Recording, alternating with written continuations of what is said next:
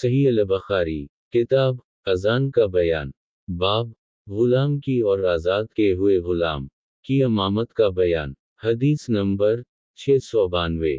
ترجمہ ابراہیم بن منظر، انس بن نیاز، عبید اللہ نافع، عبداللہ بن عمر کہتے ہیں کہ رسول اللہ صلی اللہ علیہ وسلم کے تشریف لانے سے پہلے جب مہاجرین اولین محلہ قبا کے مقام اسبا میں مقیم تھے تو ان کی امامت ابو حذیفہ کے آزاد کردہ غلام حضرت سالم کیا کرتے تھے، کیونکہ وہ قرآن کا علم سب سے زیادہ رکھتے تھے۔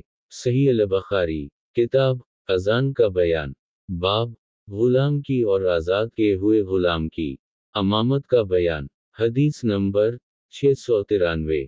ترجمہ محمد بن بشار، یحییٰ، شعبہ، ابوالطیہ، انس بن مالک رسول اللہ صلی اللہ علیہ وسلم سے نقل کرتے ہیں کہ آپ نے فرمایا کہ اگر کوئی حبشی تم پر حاکم بنا دی جائے اور وہ ایسا بدرو ہو کہ گویا اس کا سر انگور ہے، تب بھی اس کی سنو اور اطاعت کرو۔